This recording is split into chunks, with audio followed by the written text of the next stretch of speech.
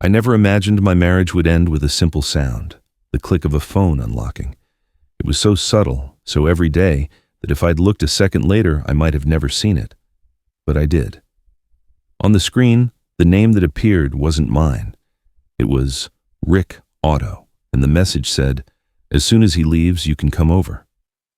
For a second, I thought I must have misunderstood. I closed my eyes, took a deep breath, and opened them again. No, I wasn't mistaken. The words were right there. Cold, clear, cutting.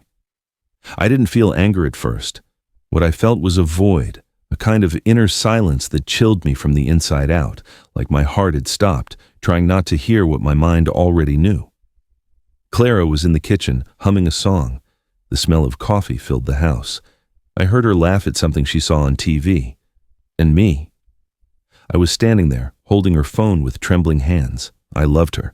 God knows how much I loved her. We'd been together for over 40 years, and I still found it hard not to look at her with tenderness. We'd grown old side by side, sharing meals, routines, and silences. But in that moment, seeing her so calm, I understood that the woman I knew was gone. There was someone new, someone who lied as naturally as she breathed. I didn't say anything. I put the phone back exactly where I found it, on the table, the screen still lit. I sat down in my armchair, pretending to read the newspaper. When she came in, she smiled at me as if everything was fine. "Want more coffee?" she asked. "Yes, please," I answered with the calmest voice I could find. And in that moment, I knew. Love doesn't die all at once. It fades out quietly while you're smiling just to hold yourself together. I spent the rest of the day like an actor repeating his lines from memory. I ate with her. We talked about the weather, our grandkids, even our dinner plans for the weekend. Each word was an invisible thread holding up a shared lie. That night, I didn't sleep. I just stared at the ceiling, listening to her breathing beside me. I wondered how many times she'd had him over when I left, how many times she'd lied with that practiced sweetness. And the saddest part was, deep down, I didn't feel hatred. I felt pity. Pity for her, for me, for the years we'd lost between silences and routines that we disguised as love. The next morning, I watched her leave for work. She was wearing the same red coat she'd worn for 3 winters, the same perfume I used to like. Only now, that perfume didn't smell like her. It smelled like distance. I waited for her car to turn the corner and went back to the kitchen. I picked up her phone. I looked at it one last time. No new messages, but there was a call history. Rick's number appeared again and again, always at the same times. I closed my eyes and smiled, but it was a bitter smile. I didn't need any more proof. I didn't need to see them together. That day, while I was sweeping the back patio, I thought about everything we'd lived through. The trips, the laughs, the arguments, the silences. I thought about the promise I'd made her when I was 25. With you till the end. And I realized the end had arrived. She just didn't know it yet. That afternoon, I went to my desk. I opened the drawer where I kept the important papers, deeds, insurance policies, bank accounts. Everything was still in order. It's funny how you cling to control when you feel everything else falling apart. That night, when she came home, I pretended to be asleep. I heard her shower, leave the phone on the nightstand, get into bed, and sigh. Maybe she was pretending too. I'd spent my entire life believing that true love survived everything. Crises, time, exhaustion. But nobody teaches you that sometimes what kills love isn't hate. It's indifference. I turned toward the window. The moon lit up part of the room. I thought about my kids, about the grandkids, about what they would say if they knew. But I decided to stay quiet. Not out of cowardice, but out of dignity. Because some betrayals are better punished with silence than with screaming. The next morning, before she woke up, I went for a walk. The air was cold, but it felt good. I walked with no destination, just thinking. And as I watched an old couple holding hands in the park, I felt a sharp pain in my chest, not envy, melancholy. I'd had that once too. I came home with my mind made up. I wouldn't confront Clara. I wouldn't make a scene. I wouldn't give her the satisfaction of seeing me broken. I would just leave her with her guilt and the silence. Before we continue, I'd love to know if you've subscribed to the channel and if you're enjoying this story. This helps me see that you're with me and enjoying what I write from the heart. Now, let's continue. That night, I came home with a strange sense of calm. I watched her cook, talk to me with feigned tenderness, tell me about trivial things. I listened without interrupting, knowing that every word she spoke was just one more lie, marking the end of something that, deep down, had already been dead for a long time. When we went to bed, she kissed me on the cheek, and for the first time in 40 years, I didn't return it. I just looked at her in silence, and I understood that when love is betrayed, it doesn't need witnesses. It just needs one heart to learn how to close the door. And I was already closing mine. From the day I read that message, nothing was the same. Not because anything visible had changed between us, but because I now saw what I hadn't wanted to see before. The mind, when it suspects, becomes a distorting mirror. Gestures, words, pauses, everything takes on a new meaning. Clara kept acting the same as always, or so it seemed. She got up early, made breakfast, talked about the news or the prices at the grocery store. But her voice no longer sounded like routine to me. It sounded like a strategy. Every smile from her seemed like a costume, every glance a precaution. For many years, I thought that mature love was the same as peace, but that peace I valued so much had turned into indifference disguised as habit. And now that I saw it clearly, it pained me to admit that I was partly to blame too. I spent half my life working, coming home late, prioritizing duty over affection. Maybe that's when Clara started looking for something I had stopped giving her. I don't justify it, but I understand it. The problem wasn't that she cheated on me with another man. The real blow was discovering that she had learned to live without me long before she ever met him. The first signs appeared quickly. One afternoon, she came home later than usual. Her hair was messy, her lipstick a different shade of red than she usually wore. "The meeting ran late," she said, dropping her purse on the table. I looked at her without responding. I didn't need to anymore. She noticed my silence, but said nothing more. That night, while she was sleeping, I picked up her phone and saw that the message had been deleted. I didn't need proof. I already had certainty. I began to watch her with the distance of a stranger. The way she got ready before going out, the hurry with which she answered certain calls, the smile she hadn't given me in years but that now appeared frequently when she thought I wasn't looking. During dinner, I noticed she avoided looking me directly in the eye. I asked her about the kids, about our grandkids, if she had spoken to Daniel, our eldest son. She answered with short, measured phrases as if every word was a landmine. And while she spoke, she'd touch her neck, her ring, her hair, nervous gestures she never used to have. I remember that night, I thought about all the times she had waited up for me when I came home late from work. How she'd serve me a cold dinner and tell me it didn't matter, that she'd already eaten. It was then I understood that love, when it's not fed, eventually starves to death. Still, I didn't feel resentment, just a deep, calm sadness that followed me everywhere. One day, I decided to follow her. Not on impulse, but out of necessity. She left around 5, saying she was going to the grocery store. I watched her from the corner. She walked 3 blocks and got into a cab. I followed in my car, keeping my distance. The cab stopped in front of a little auto shop on Oak Street. And there he was. Rick. A young man, greasy hands, a lively look in his eyes. She got out of the cab, and he hugged her. Without fear. Without guilt.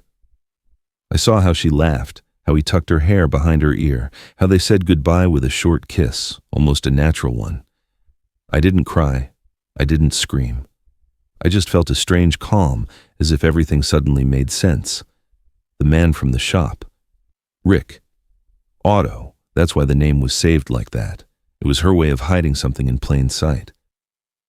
I drove home slowly, not really thinking. I pulled over by the riverbank and just watched the water. For years, I'd believed that love was a contract signed with time, something indestructible. But that afternoon, I understood that even the most faithful love can fade if it's not given room to breathe. I got home after dark. Clara was already there, in a robe, reading. "You went out?" she asked without looking up from her book. "Yeah, for a walk," I replied. Everything okay? Everything's fine. I lied. Pretending to be calm became my greatest talent. Every day was a rehearsal of silence, a mask I put on so I wouldn't reveal that I knew everything. But while she thought she was fooling me, I had already started preparing my exit. I put my documents in a folder, updated my will, spoke to the bank about the joint accounts. All in secret. I wasn't doing it for revenge, I was doing it for self-respect. Because if there's one thing a man should never lose, it's his dignity. Sometimes, watching her sleep, I wondered how we'd gotten to this point. At what moment did we stop saying, "I love you," and start talking to each other like two partners sharing expenses? And I wondered if, in some corner of her soul, there was any affection left for me, or if that, too, had been replaced by habit. One night, while I was washing the dishes, she came up and touched my shoulder. "You've been very quiet lately," she said. "Just tired," I replied. "Tired of what?" "Of guessing things I already know." She looked at me for a few seconds, confused. Then she let out a brief, nervous laugh. "You're talking nonsense, James." "Maybe," I said, without looking away from the sink. And that's when I knew there was no going back. She knew that I knew. And I knew that she wouldn't stop. So that very night, after she fell asleep, I opened my desk drawer and started writing a letter. Not a goodbye letter. A letter of freedom. For days, that man's name, Rick, started to occupy all my thoughts, not because I felt hatred for him, but because I needed to understand. I've always believed that knowing your enemy is a way of freeing yourself from the pain. And though it was hard to admit, what tormented me most wasn't his existence, but the natural way Clara had included him in her life, as if I no longer existed. That morning, I woke up early. Clara was still asleep, her face peaceful, her breathing slow. I watched her for a long time. In another time, that image would have filled me with tenderness. Now, it only brought a mix of compassion and distance. I grabbed my coat, the car keys, and left without making a sound. The shop was about 15 blocks from the house, a modest place with a faded blue sign that said, Oak Street Auto, Repair, and Bodywork. I parked across from the corner store and watched. A few minutes later, I saw him. Rick. He was younger than I imagined, maybe in his late 30s, strongly built, with hands black with grease and a cigarette hanging from his lip. He had that arrogant look of someone who fears nothing, because he hasn't lived long enough to lose anything valuable. I saw him laugh with a customer, wipe the sweat from his forehead with a rag, check his watch, pull his cell phone from his pocket. I recognized it instantly, the same model Clara had bought for the grandkids months ago. I started the engine and pretended to read the paper, but I was really watching his every move. He wasn't a murderer or a monster. He was an ordinary man, a man who, without knowing it, had walked into the wrong story. At noon, I got out of the car and crossed the street. I hadn't planned to, but my feet decided for me. "Morning," I said, leaning against the doorframe. Rick looked up, surprised. "Yeah? Can I help you?" "My name is James Wright," I said slowly, looking him in the eyes. "I believe you have something of mine." The silence that followed was heavy. He looked at me, confused, until I noticed the slight tremble in his hand as he put the rag down on the counter. He didn't need me to say more. He understood. I don't know what you're talking about," he muttered. "Of course you do," I replied. "But relax. I'm not here to fight." "Look, sir." "James," I interrupted. "You can call me James." He fell silent. I looked at him closely, without resentment. He was a young man, with the eyes of someone who still doesn't understand what time does to the soul. "Does she know I'm here?" he asked. "No, and I'd prefer to keep it that way." I walked a few steps into the garage. The smell of oil and metal felt familiar. It reminded me of the years when I used to work with my own hands, repairing engines, dreaming of a future that now seemed so distant. "How long have you known her?" I asked. "It doesn't matter," he answered, tense. "You know what does matter?" I pressed. "Because I want to know how long she's been living a lie." Rick took a deep breath. "She told me you two weren't together anymore," he said finally, "that you just shared a house." "How convenient," I said with a bitter smile.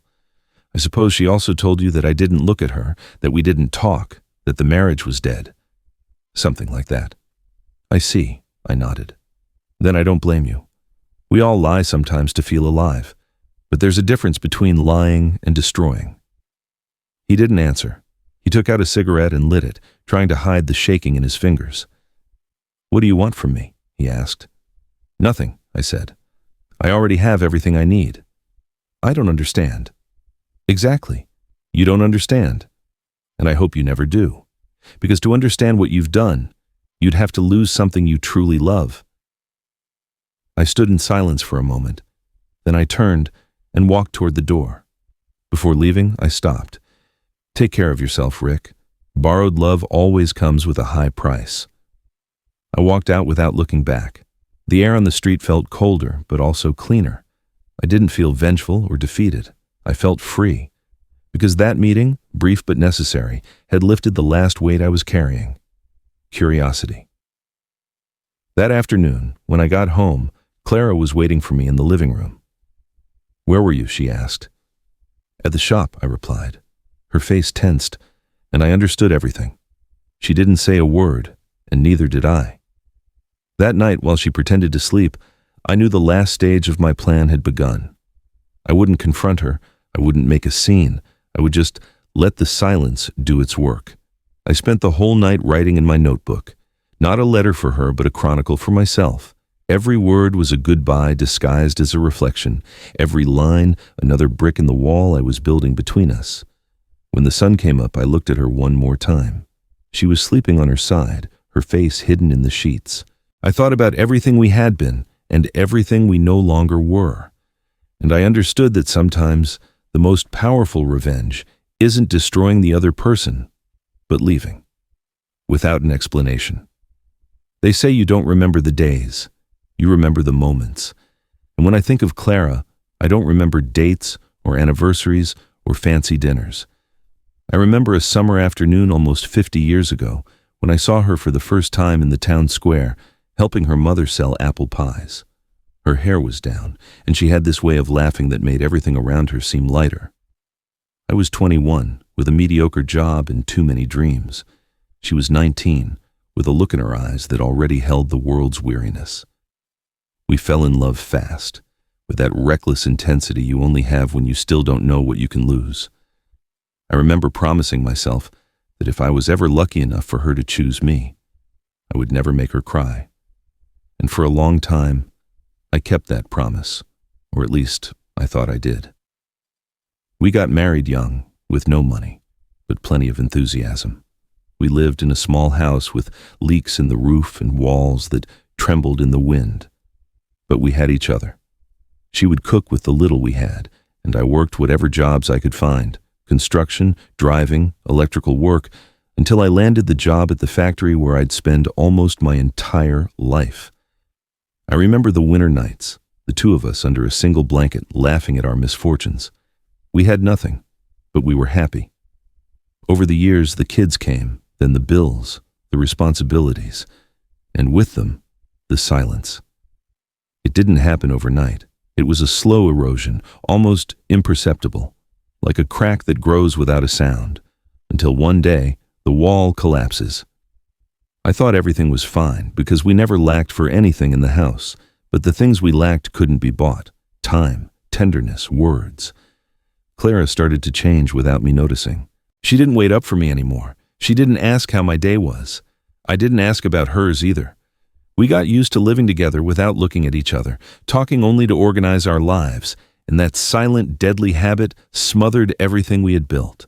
Sometimes I blame myself for it, for letting life eat away at my hope, for not holding her more, for not telling her I loved her more often.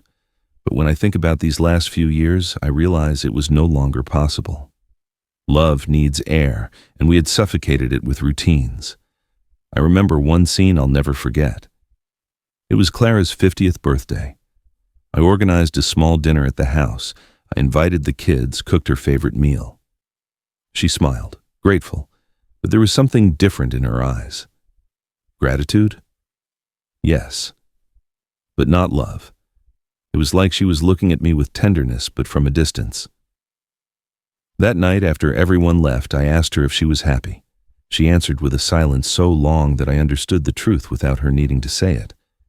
Since then, something inside me began to die, not from pride, but from exhaustion.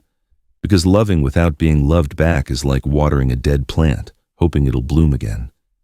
As time went on, I convinced myself that stability was enough, that we didn't need passion or gestures or words as long as there was peace. But I was wrong. Peace without love isn't peace, it's resignation, and resignation looks a lot like death. Today, looking back, I don't see a story of betrayal. I see a story of two people who stopped finding each other. I took refuge in my work. She took refuge in her loneliness. Until one day, someone looked at her the way I hadn't in years, and she, quite simply, decided to feel alive again. I don't justify her, but I understand her.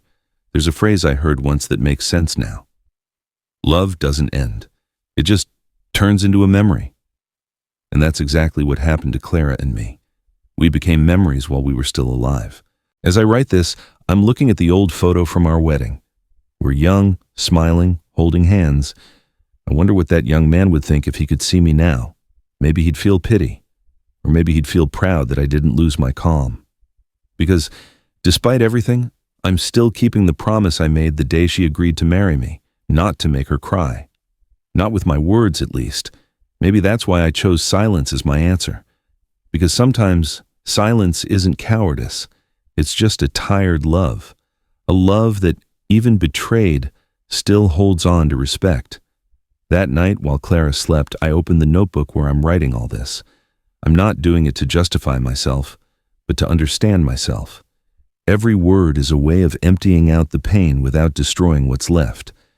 And as I wrote, I remembered something my mother, Teresa, told me when I was a boy. "When your soul breaks, son," she said, "don't glue it back together with resentment. Glue it with time. Maybe that's what I'm doing now, gluing my soul back together piece by piece with the time I have left. They say silence is the most dangerous weapon that exists, and I learned to use it with a patience I never knew I had." Ever since that conversation with Rick, everything changed. Not on the outside, but inside me. It was as if the part of me that felt pain had been removed. My hands no longer shook. My voice no longer trembled. I was a calm man, and that tranquility was my shield. Clara noticed the change almost immediately. She tried to talk to me, but I only gave the shortest possible answers. I ate with her, laughed at her anecdotes, even watched television with her. I was the same as always, but empty. And the irony was that this calm unsettled her more than any suspicion could have. One night, as we were eating dinner, she put down her fork and looked at me. "I've noticed you're different lately." "Different how?" I asked, not looking up. "I don't know. Calmer. As if nothing affects you. Maybe I've learned to stop fighting against things I can't change." She smiled, but it was a tense, uncomfortable smile. And in that moment, I knew I had her trapped in her own fear, because nothing unnerves a liar more than being looked at with serenity. I continued my routine, as always, but every gesture now had a purpose. I reviewed the house papers, the bank accounts, the insurance, the deeds. My lawyer, Dr. Matthews, was discreet. I asked him to make the necessary transfers, to change the names where they needed to be changed. He didn't ask questions. I knew from his silence that he understood. In the afternoons, I'd lock myself in my workshop, to fix things, as she used to say. In reality, I was writing. I filled pages with what I couldn't say out loud, my disappointment, my understanding, and above all, my determination. Every line was a brick in the invisible wall I was building between us. I also started saving small signs, receipts, copies, photographs. Not for revenge, but for justice. Because you can't just walk away from a story without leaving a record of what you lived. I remember one night in particular. She was in the shower and her phone vibrated on the table. I didn't touch it. I didn't need to anymore. I just watched it ring until the silence returned. When she came out, I pretended to read. She dried her hair and talked to me about nothing, a friend, work, the weather. I nodded at the right moments, with the same naturalness as someone listening to background music. It was a perfect play, and we were both actors, resigned to performing the final act. One afternoon, I went with her to the grocery store. We walked together like any other couple. She held my arm, smiled at the neighbors, made comments about sales or the fruit. And I thought about how easy it is to fake love when there's an audience. Real love is proven when there are no witnesses. Back home, she sat in front of the TV, and I went to the bedroom. I opened my desk drawer and took out a white envelope. I stared at it for a long time. It was still empty, but it felt heavy. In it, I would write the truth, not with reproaches or insults, but with calm, cold precision. Because some words hurt more when they're said without shouting. On the outside of the envelope, I wrote, "For when you wake up." The following days, my behavior was a perfect choreography. I made her coffee, helped her in the garden, asked about her day. She began to believe that everything was fine, that maybe her secret was safely buried, that I was, as always, the same predictable, docile man. And that was exactly what I wanted her to think. Sometimes she would watch me from the kitchen with an expression that mixed guilt and relief. I saw her too, and I wondered if any part of her regretted what she'd done. But her guilt didn't move me. Not anymore. Because I had learned that forgiveness isn't always given with words. Sometimes it's written with distance. One night at dinner, she asked me, "Remember the first time we went to the ocean?" "Of course," I said, without looking up. "You were wearing a hat that the wind blew away, and you said it was a sign." "A sign of what?" "That life takes away the things we don't take care of." She went silent. The sentence landed on her like an invisible weight. We finished the rest of the meal without speaking. That night I slept soundly for the first time in a long time. And when I woke up, I knew with certainty. The time was near. In the morning, I packed my bags carefully, not to run away, but to free myself. I packed clothes, a few papers, my notebook, and the photo from our wedding day. The envelope, still empty, I placed on the bed. I went out to the garden. I breathed in the fresh air and looked at the clear sky. I thought about my mother, Teresa, and the times she told me, "When you feel like you're drowning, don't swim harder, just float." That's what I was going to do. Float. That night, Clara came home late. I already had everything ready. We ate dinner in silence. When she went to bed, I watched her sleep one last time. The room smelled of her perfume, the scent that had once calmed me and now only reminded me how far apart we were. I got up slowly, took a sheet of paper from my notebook, and began to write. Simple, precise words. No resentment, no pleading. The truth doesn't need decoration. When I finished, I folded the letter, put it inside the envelope, and left it on the bed. I turned off the light. As I left the room, I didn't feel sadness. I felt something better. Relief. The night fell slowly, heavily, as if the world knew something was about to end. The clock read 11 when Clara entered the bedroom. She was wearing her blue robe, the same one she'd worn for years. She looked at me for a moment, as if searching my eyes for some sign, but she found nothing. I was already a different man. "Are you going to sleep?" she asked. "Yeah," I replied, not looking at her. "Maybe we could go downtown tomorrow, walk around a bit." "I have things to do tomorrow." She nodded slowly. She knew it was an excuse, but she didn't push. I pretended to close my eyes, listening as her breathing grew deeper. When I was sure she was asleep, I got up. I turned on the desk lamp. The yellowish light filled the room with a warm, almost melancholy tone. The envelope was still there, on the bed. Next to it, the perfume she used so often. I picked it up, smelled it one last time, and put it back. I sat down and began to write. "Clara, when you read this, I will be gone. Don't try to understand it, because there's nothing to understand. I don't hate you.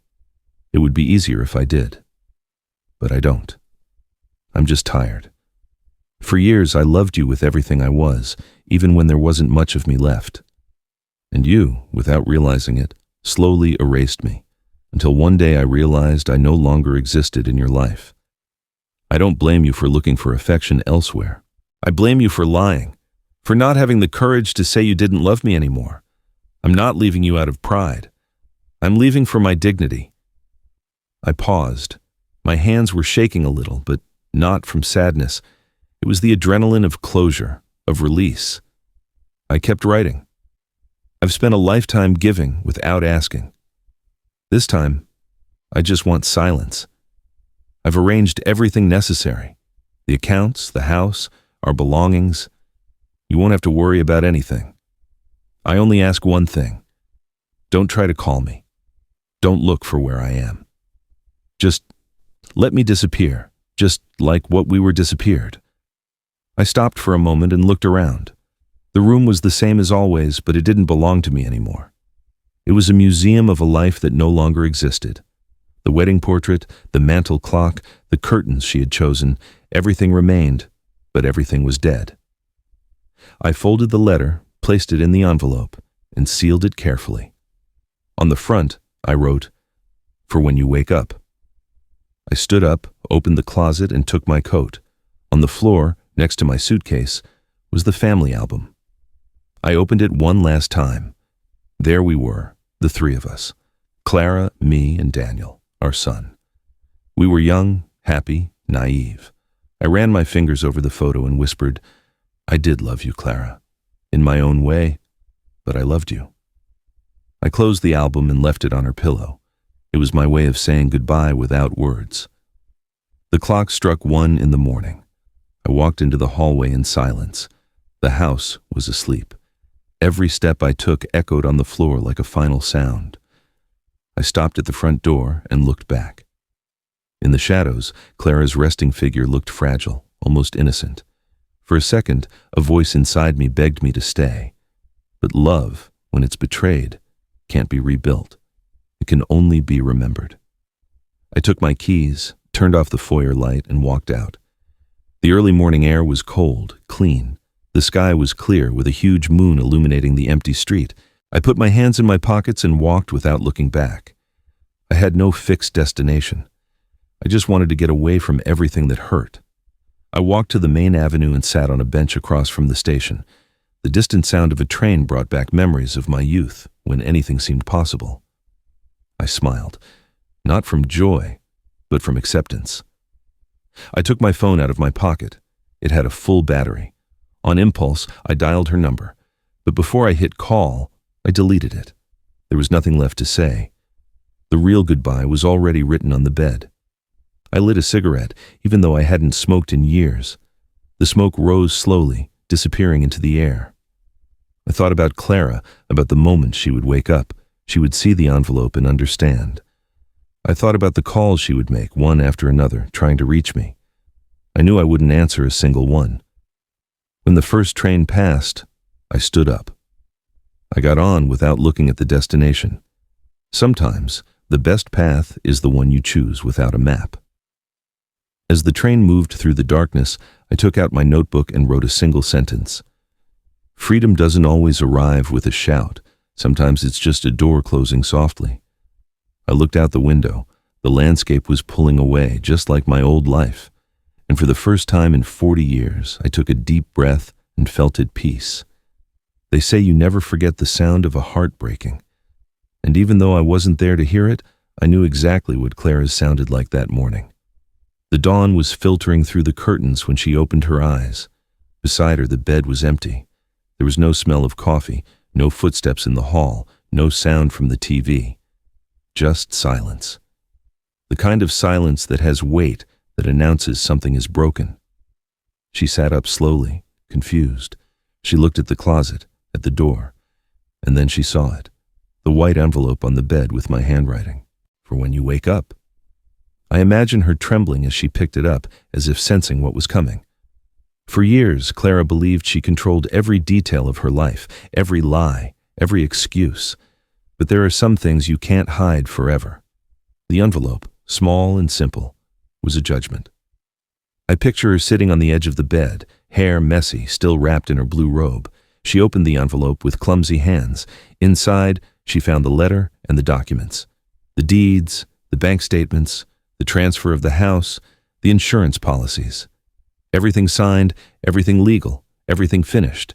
And among the papers, the letter I wrote with the calm of someone who has nothing left to lose. As she read, her breathing must have become ragged, her eyes filling with tears. Every word was written with the coldness of the silence she herself had sown. I don't hate you, Clara, but I also can't keep loving someone who turned me into a shadow. I'm leaving you the material things because you already lost the spiritual ones. Don't look for explanations. You already know them all. I know that when she finished reading, she tried to convince her mind it wasn't real, that I would come back, that it was just an outburst, a passing scene. She ran to the bathroom, saw my missing toothbrush, the empty shelf where I kept my cologne. She went to the kitchen. The mug I always used for coffee was gone. The house had taken the shape of abandonment. Then she reached for the phone. She dialed my number. Once, twice, 3 times. The call just went to silence. The 4th time, she was crying. The 5th, she was shouting my name. The 6th, she was begging. I didn't answer a single one. By 9 in the morning, she had called 12 times. By 10, 27. By 11, 40. By 11:30, 54. 54 attempts to pull me back into a story that had already ended. 54 shouts that crashed against a silent phone.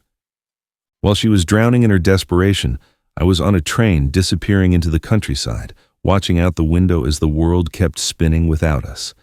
There was no vengeance in my chest, just a strange kind of justice. Because sometimes the best lesson isn't taught with words, but with absence. I imagine at some point she'd stopped calling, that the crying turned into exhaustion, and the exhaustion into silence. Maybe she sat on the floor next to the bed with the papers scattered around her. Maybe for the first time, she understood that love isn't destroyed all at once, but by accumulated neglects. In some corner of the room, the perfume she used so often still hung in the air, and every breath must have reminded her that there was no one left to smell it. Meanwhile, I had reached the ocean. I sat on a bench facing the water, took out my notebook, and wrote, "Sometimes the only way to make someone understand how much they hurt you is to leave them with the silence of their own guilt." That was my last line of the day.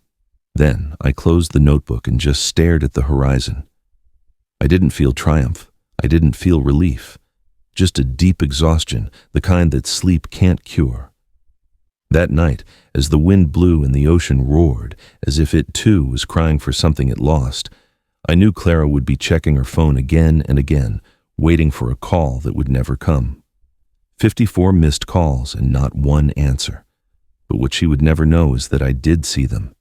Every single one. Because before I turned the phone off, I watched it vibrate on the table.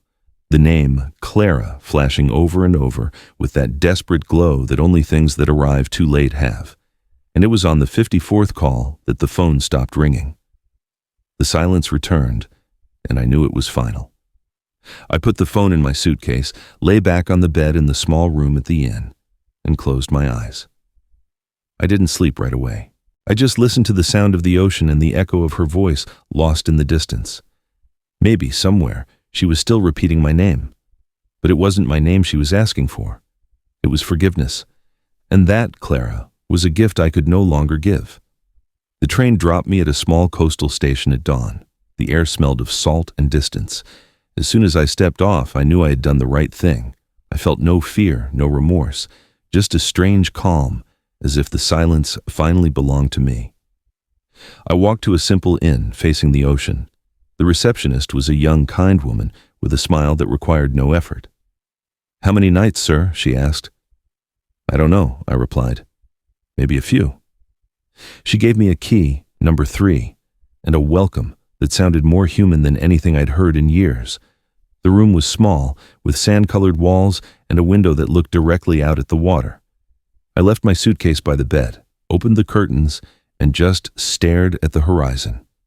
The sun was beginning to rise, staining the sky orange, and in that moment, for the first time in decades, I felt time stop. I lit a cigarette, another one, even though I didn't like the habit, and let the smoke mix with the wind. I wasn't thinking about Clara. I wasn't thinking about anything. I was an empty man, but a free one.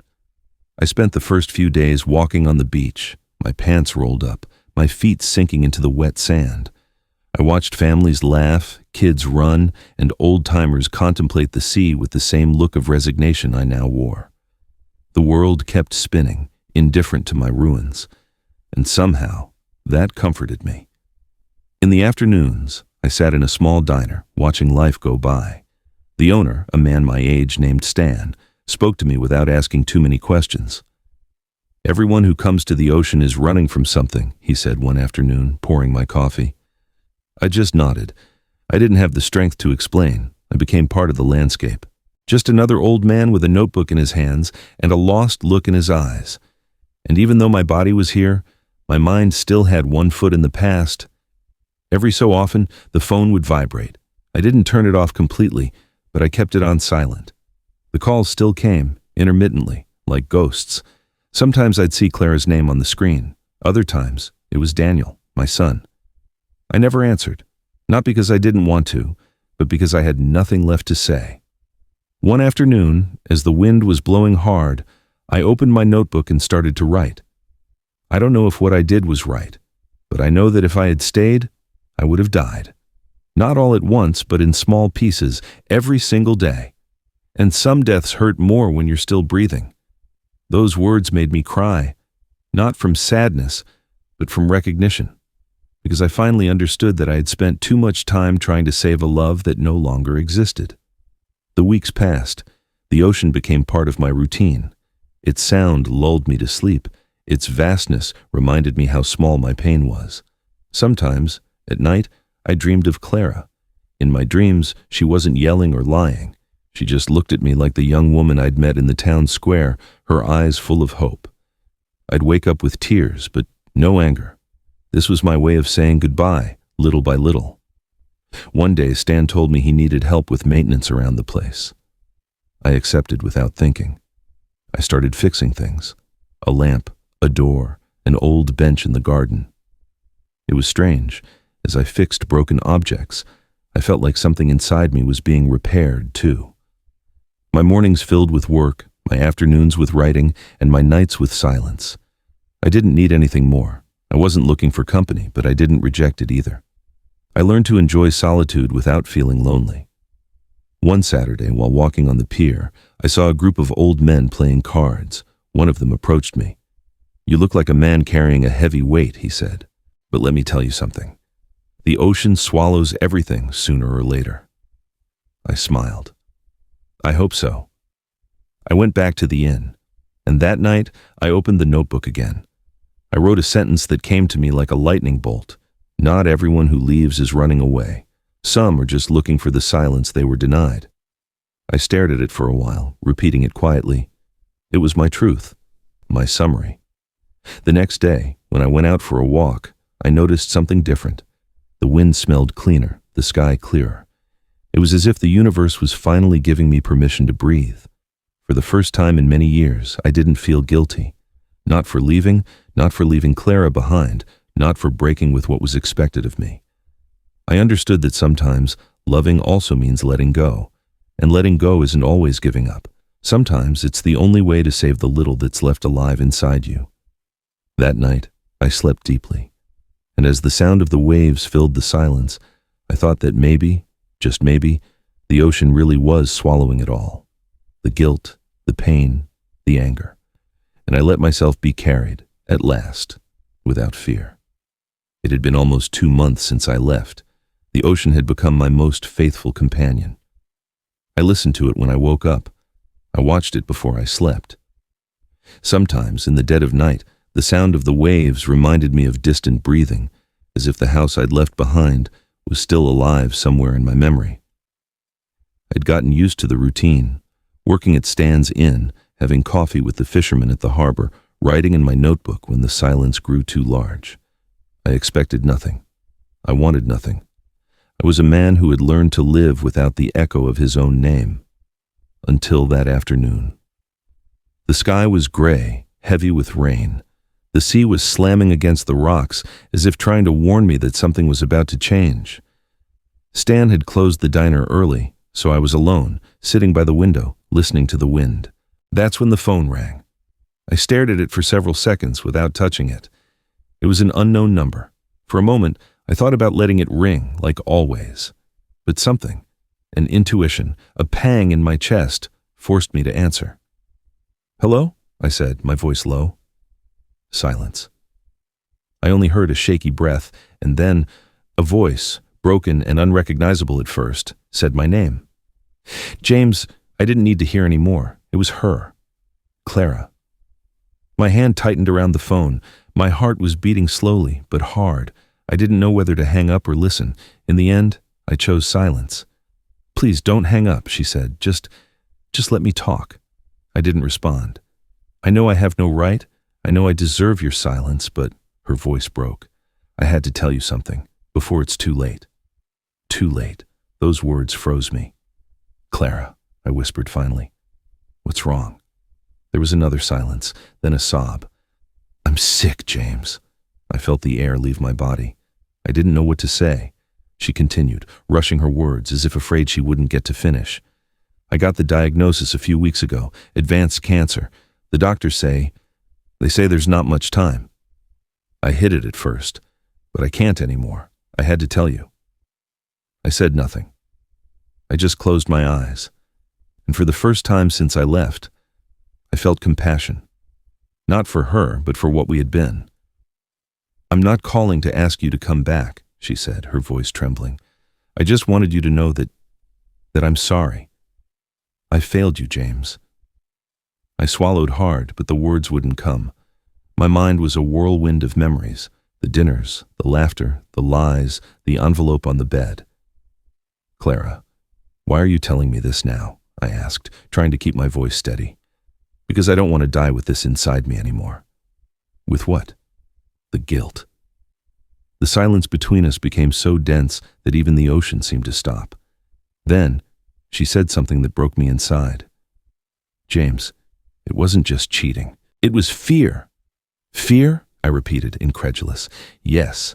Fear of growing old beside you, feeling like you didn't see me anymore. Fear of becoming invisible. Rick, he showed up when I didn't recognize myself in your eyes anymore. I didn't look for him. He found me. And by the time I realized it, it was too late. But I never loved him." Her voice faded. I didn't know if it was the truth or just a way to ease her conscience, but at that moment, it didn't matter. What hurt wasn't what she said, but the tenderness with which she said it. "I was afraid too, Clara," I answered at last. "Afraid to talk. Afraid you'd tell me you didn't love me anymore. That's why I was quiet for so long. That's why I lost you without a sound." We both fell silent. It was strange. After so many years, we were finally speaking the truth, and it was too late. "Daniel told me you went far away," she said, "that you didn't want to tell him where. I didn't want anyone to find me." "I know. But are you happy?" That question cut through me like a knife. I didn't know how to answer, because happiness wasn't what I felt. It was peace, and peace sometimes hurts more than pain. "I don't know," I said finally. "I guess so, in my own way." "I'm glad," she whispered, "because you deserve to be at peace." There was a long, infinite pause. I heard the sound of her breathing, weak, interrupted by a cough. I pictured her pale face, her messy hair, her tired eyes, and something inside me broke. "Clara," I said, "I don't want to see you suffer." "Don't worry," she answered. "Suffering has gotten used to me." "Don't say that. I just wanted to hear your voice one last time, to know you were still out there." I felt my throat tighten. "I was always here, Clara. You just stopped seeing me." "I know. And if I could go back in time, I'd look at you more. So much more." The line was quiet for a moment, just the sound of the wind in the receiver. I thought she had hung up, but then her voice returned, softer, almost a sigh. "James, can you forgive me?" That question landed like a stone at the bottom of a well. I stayed quiet, not because I didn't know the answer, but because I realized something. I didn't have any hate left, and forgiveness sometimes isn't spoken.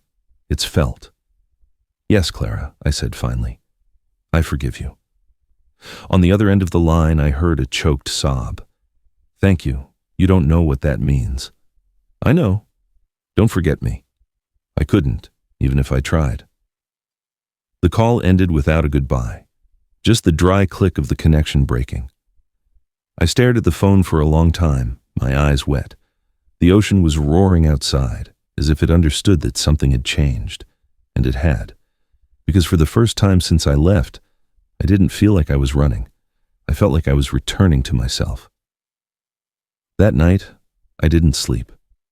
I sat by the window, listening to the ocean and thinking about the lost years, about how two people can love each other so much and, at the same time, destroy each other with neglect. I thought about the young man I was, about the promise I'd made Clara not to make her cry, and I smiled bitterly. I never kept that promise, and she never kept hers.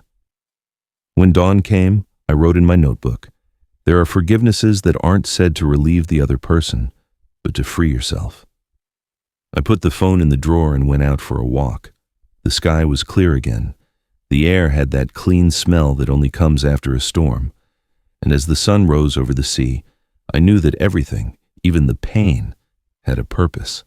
To teach me to let go without hate, to look without resentment, to live without chains.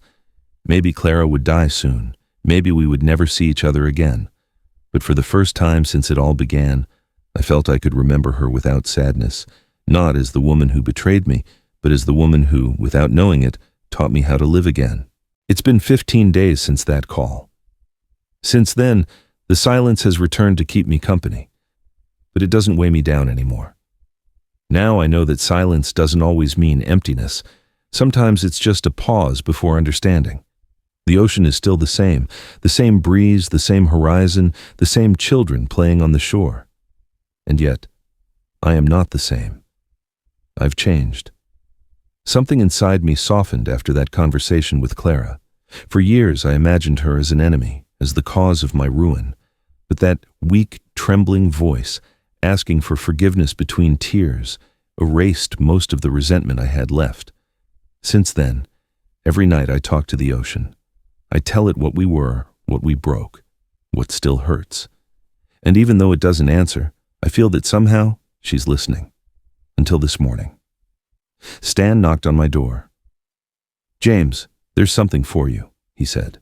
When I opened it, he was holding a beige envelope, sealed with my name handwritten on the front.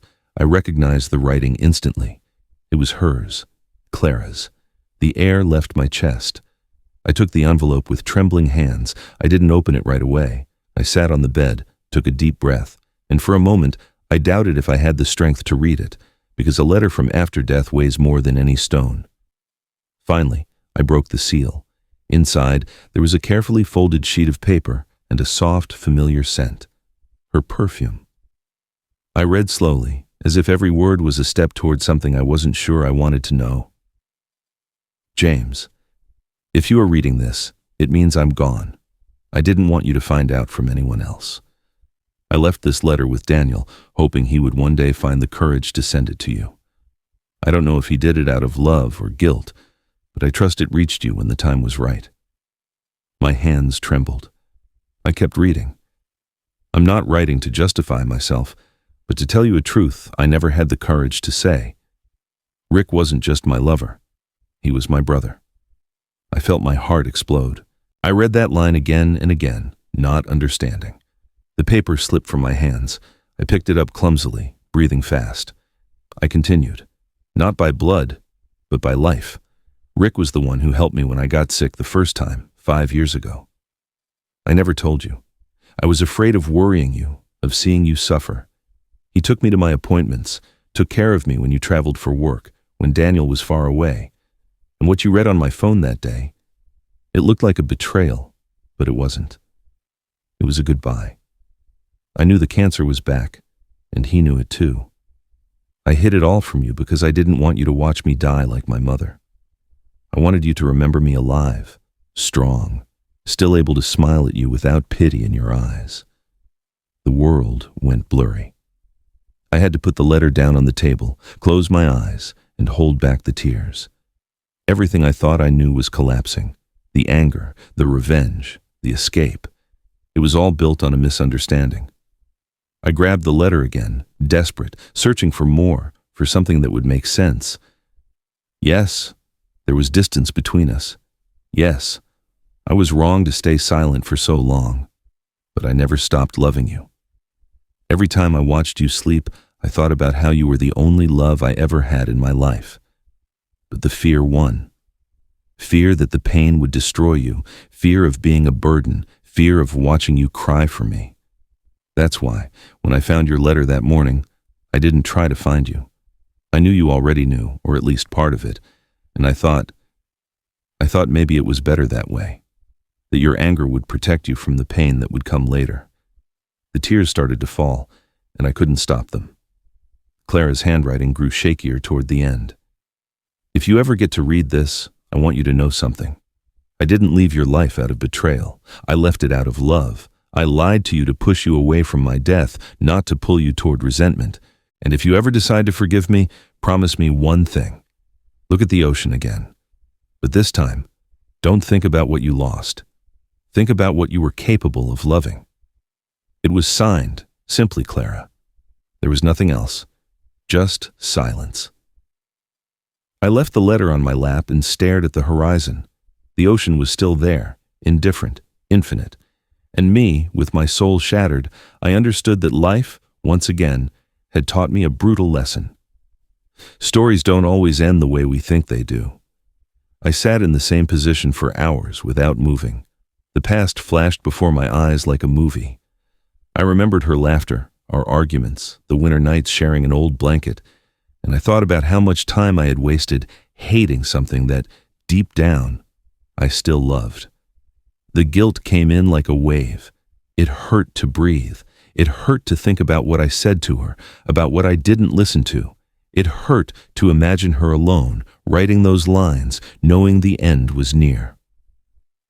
I went out onto the balcony. The wind was hitting hard, bringing the smell of the sea. I opened the letter one more time and read it out loud until my voice broke. Then, I held it between my hands and let it fly. The wind tore it from my fingers and carried it far away, out over the water. It disappeared there, becoming a white speck floating on the blue. And in that instant, I knew. It didn't matter how many truths I was missing, how many mistakes we made. I loved her. I loved her with everything I had left. And that wasn't sadness anymore. It was peace. I stood there, watching the horizon as the sun went down and the sky turned to fire. A seagull flew past me like a sigh. I smiled, because I understood that somewhere Clara had found her ocean too. Going back is never easy. You spend your life thinking you can run away from places, from memories, from people. But the truth is, you don't run away from anything. You just postpone the moment you have to face it. It took me 3 days to decide. Ever since I read Clara's letter, something inside me wouldn't rest. Every dawn facing the ocean felt heavier than the last. Her words haunted me. Look at the ocean again, but this time, don't think about what you lost. Think about what you were capable of loving. I couldn't stay here, staring at a horizon that wasn't just mine anymore. I had to go back, not for her, but for me. For the man who once promised never to leave her alone and ended up doing just that. I packed a few things, the notebook, my coat, the folded letter, though now it only existed in my memory. Stan walked me to the station. He didn't ask any questions. He just hugged me. "The ocean doesn't hold on to anyone, James," he said. "It just teaches you to let go." The train left at dawn. The whole trip I stared out the window, watching the landscape change from blue to gray, from ocean to city. Every mile was a sharp pain, a silent confession. When I arrived, the city smelled like rain and gasoline. It was the same as always, but it felt strange, as if it were watching me, knowing everything I'd done. I took a cab and asked to go to the cemetery. The driver looked at me in the rearview mirror, maybe sensing something in my eyes, and didn't say a word. The cemetery was empty. The dry leaves crunched under my feet. I asked for her at the main office. A woman walked me to the upper section, where the white headstones shone under the weak sun. And there it was, her name, carved in stone. Clara M. Wright. The air got stuck in my chest. I knelt. I didn't cry right away. First, I just looked at it for a long time, as if I were waiting for her to speak, to open her eyes, to smile at me one last time. But only the wind answered. "Clara," I said softly, "I got your letter." I had to stop. The words wouldn't come. And if what you wanted was for me to understand, you did it. I understand everything now. I understand your fear, your silences, your clumsy way of protecting me. And if I regret anything, it's not holding you more when you were still here. The wind blew hard, as if trying to carry my words away. I leaned forward, touched the cold marble surface, and whispered, "I forgive you, but I forgive myself too." I stayed like that for a long time, letting the tears fall slowly, like old rain. For the first time since she was gone, I felt her absence not as a wound, but as a scar. It wasn't bleeding anymore. It was just there, reminding me that I had survived. Suddenly, I heard footsteps behind me. I turned. It was Daniel, my son. He looked older. His hair was graying. His eyes had the same tired look I carried in mine. He stopped a few feet away, not daring to come closer. "Dad?" he said, his voice trembling. I didn't know what to say. I hadn't heard that word from his mouth in years. We looked at each other for a long time in silence. Then he looked down. "She wanted you to talk to me," he said. "She gave me the letter before she died. She asked me to send it to you when I thought you were ready." "And when did you know I was ready?" I asked. "When I realized you weren't the man who left anymore. You were the man who came back." I smiled. I couldn't help it. There was something in his words that sounded like forgiveness, even if neither of us said it. We walked to the car together. During the drive, Daniel told me about her last days, how Clara faded, little by little, without complaining, how she wrote something every night in a notebook that no one ever found. "She died in peace, Dad," he said. "It was like she knew she was going to find you again, even if it was like this." When he dropped me off in front of the old house, I felt a lump in my throat. I hadn't seen it since that night. The yard was overgrown, the walls stained with damp, but it still held the smell of the past. I went inside. Every corner was a mirror of what we were: the dining table, the crooked lamp, the framed photographs. In one of them, the three of us were smiling. Me with my arm around Clara's shoulders and Daniel between us. I picked it up and wiped the dust off with my thumb. "Sometimes you don't have to erase the past," I murmured. "You just have to look at it differently." I slept there that night, in our bed. The silence was the same, but it didn't hurt anymore. I closed my eyes, and for a moment, I smelled her perfume. I don't know if it was a dream or a memory, but I heard her say, "Thank you for coming back, James."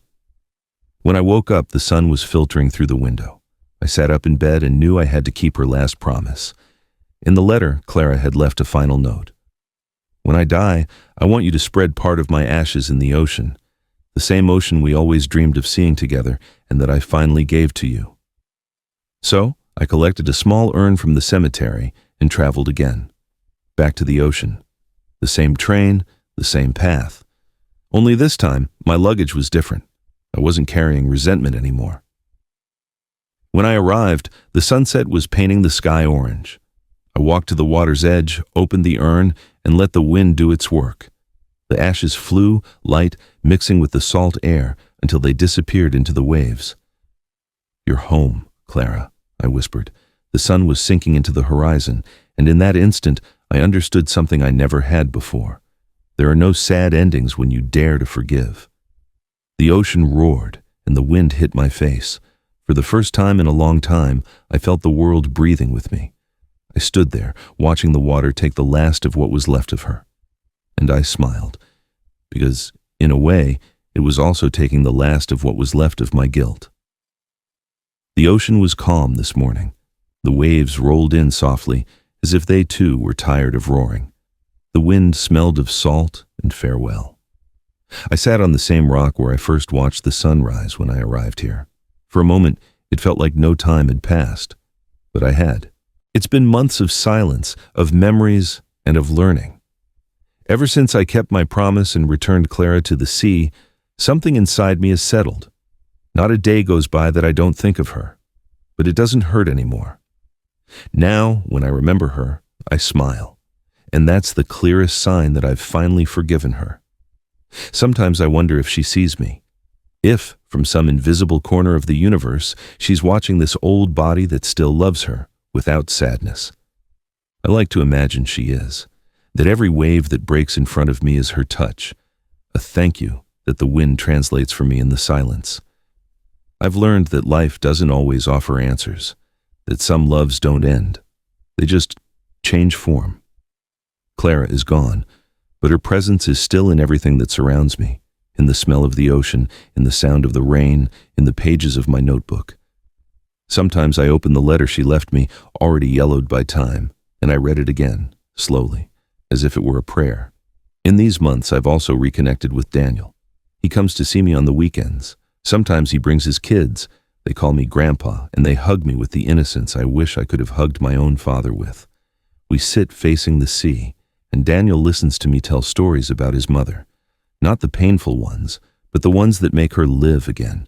How she laughed when she cooked, how she danced barefoot when no one was watching. That's how we remember her. That's how we keep her alive. The inn is still the same. Stan says he sees a difference in me. "You look 20 years younger," he told me the other day, and I couldn't help but laugh. It's not 20 years, it's weight. The weight of resentment, of guilt, of unspoken silence. Every afternoon I walk on the beach, collect shells, write in my notebook, greet the fishermen. And as the sun goes down, I feel that everything that once hurt has dissolved with the water. Because I finally understood something that took me a lifetime to learn. Forgiveness isn't always for the one who left. Sometimes it's the gift you give yourself so you can keep breathing. Today, as I write these lines, the sea is calm. The sky is turning orange and gold. The sound of the waves is almost a melody. And I think that maybe this was what life always was. A series of goodbyes that, with time, transform into gratitude. I look at the horizon and smile, because I understood that it wasn't the end that destroyed me, but how long it took me to accept it. And now that I have, the silence isn't scary. Now, the silence is home. I close my notebook. The wind blows, carrying the smell of the sea and perhaps a piece of me. I lift my eyes to the sky and whisper, "Clara, I loved you with my mistakes, with my silences, with my clumsiness, but I loved you. Thank you for teaching me, even in your absence, that peace can also hurt, but that it's worth reaching." The sun sinks slowly below the horizon.